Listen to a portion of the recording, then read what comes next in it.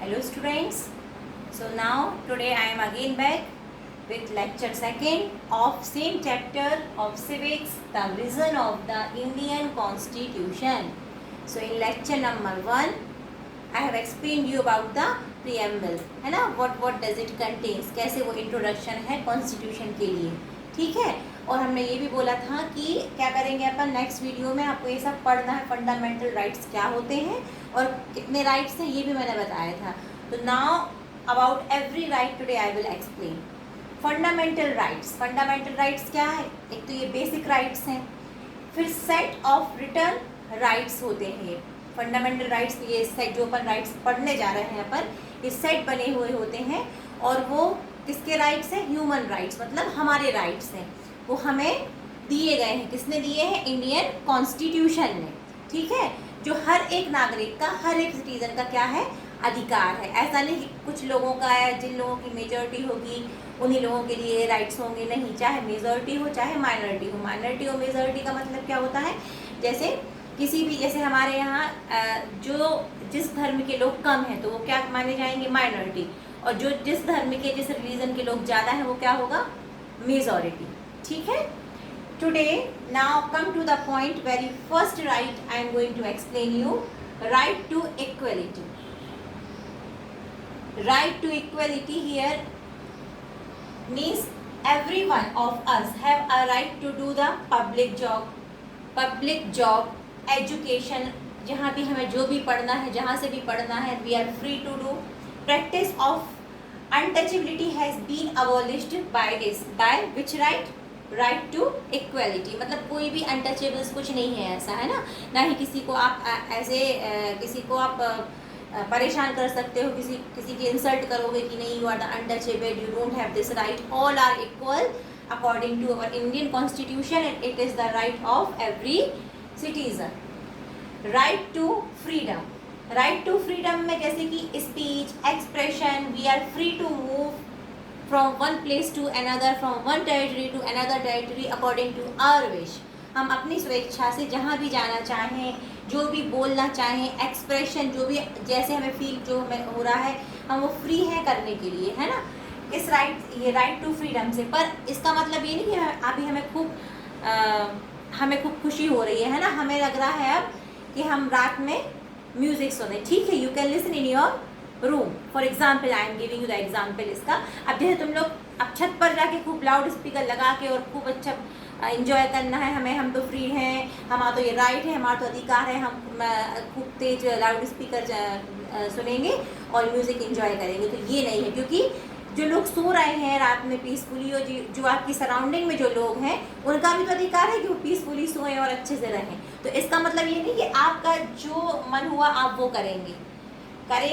You are free to do but in your limits, you have to not violate others, किसी और को भी परेशानी नहीं होनी चाहिए जो आप कर रहे हो उससे। Then third one is right against exploitation. Right against exploitation मतलब जैसे क्या प्रोटेक्ट करता है राइट अगेंस्ट एक्सप्लॉयटेशन? मतलब कोई और बंदा परेशान ना हो, है ना, उसको परेशानी ना हो, एक्सप्लॉयटेशन। तो जो किसी और की परेशानी दूर करना है ना, सबको सबके अधिकार को प्रोटेक्ट करना। तो यहाँ पर किस चीज़ का प्रोटेक्शन हो रहा है राइट अगेंस्ट एक्सप्लॉयटेशन में? 3 things I am explaining you. Human trafficking, मतलब यहाँ पे क्या होता है कि according to the human trafficking means the action of buying and selling peoples illegally, मतलब लोगों का व्यापार। कि जैसे किसी ने कहीं से किसी भी बच्चे को या किसी भी इंसान को लिया, खरीदा और किसी और ने उसको बेच दिया। अब वो उसने पैसों से उसको खरीद लिया तो वो जो चाहे वो उससे काम करवाएगा, है ना। That it protects which this right against exploitation protects what? Human trafficking. उसके बाद फिर बाउंडेड लेबर क्या होता है? मतलब जैसे कोई आपके यहाँ काम कर रहा है या कहीं भी किसी भी इंस्टीट्यूशन में काम कर रहा है अपनी स्वेच्छा से, वो एक अलग बात है ना। पर आप जबरदस्ती किसी को बंधक बना के या फोर्सफुली आप काम करवा रहे हो, वो क्या होता है? Bounded labour. तो ये भी प्रोटेक्ट करता है राइट अगेंस्ट एक्सप्लॉयटेशन, किसको? बाउंडेड लेबर, कि आप किसी के साथ कोई जोर जबरदस्ती करके काम नहीं करवा सकते हैं। Then third one is what? Here the child labour. Child labour मतलब बच्चे, जैसे 14 साल से नीचे जो बच्चे होते हैं वो राइट बना हुआ है कि उनको आप कहीं पर भी काम एज अ लेबर वो वर्क नहीं करेंगे। इसीलिए एक अभी रूल भी निकला था, क्या निकला था, गवर्नमेंट ने क्या निकाला था कि they are providing the free and compulsory education to the child up till the age of 40। इसीलिए कि वो फ्री में पढ़ा भी रहे हैं, गवर्नमेंट सरकार उनको शिक्षा भी फ्री में दे रही है कि जो अफोर्ड नहीं कर पा रहे हैं फीस पे करना वो फ्री एजुकेशन ले सकें, है ना। तो ये भी अगर कोई भी बच्चा कहीं पर भी काम कर रहा है किसी भी इंडस्ट्री, जैसे specially it is dangerous where in the mines, या फिर हर जगह जो जहाँ पे भी जिस भी फैक्ट्री में होटल में कहीं पे भी जो बच्चे काम करते हैं 14 साल के नीचे होते हैं, तो ये क्या है, एक क्राइम ही है।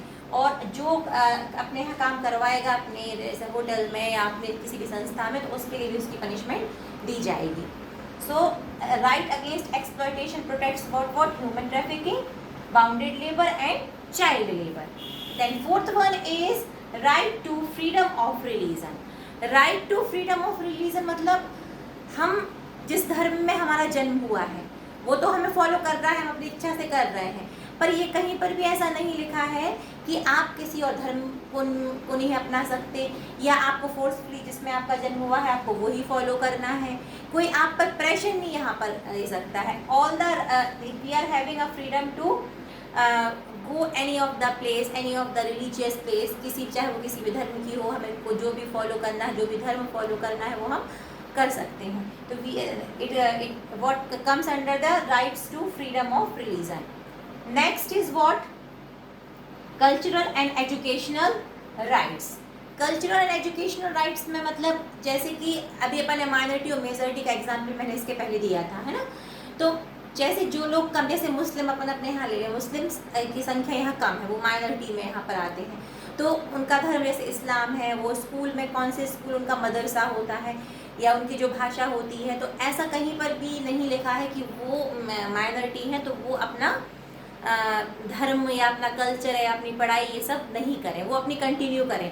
Free there is a freedom to follow their own culture, to proceed and the educational rights according to which they want to go ahead, वो कर सकते हैं, है ना। They are getting the freedom from the constitution, it is their right. Now next is right to constitutional remedies. Right to constitutional remedies क्या है बेटा, कि जितने भी आपने ये पूरे भी पढ़े हुए हैं, क्या पढ़े हुए हैं आपने सारे, right to equality, right to freedom, right against exploitation, right to freedom of religion, cultural and educational rights. अगर ये कोई भी इनमें से अधिकार आपको नहीं मिल रहे हैं, आपको लग रहा है कि हमारे अधिकारों का शोषण हो रहा है, हमसे वॉयलेशन हो रहा है, हम इनको पूरी तरह से एंजॉय नहीं कर पा रहे हैं, हमसे हमारे अधिकार छीने जा रहे हैं, तो इस कंडीशन में आप through right to constitutional remedies में आप अप्रोच कर सकते हैं, कोर्ट में जा सकते हैं। By the full legal process you can complain to the court कि हमें हमारे अधिकार नहीं दिए जा रहे हैं। So that means the right to constitutional remedies. Now one more thing I want to say you better here about the fundamental rights, that it is contained in part 3rd of our constitution. In part 3rd of our constitution what contains fundamental rights. So hope so. Now about the fundamental rights, जो हमारे अधिकार हैं और कितने अधिकार होते हैं, 6 अधिकार होते हैं, उनके बारे में मैंने समझाया है, सबको क्लियर हुआ होगा। But beta it is much necessary to read the book. I am saying in each and every video to find the meanings and note down in your book.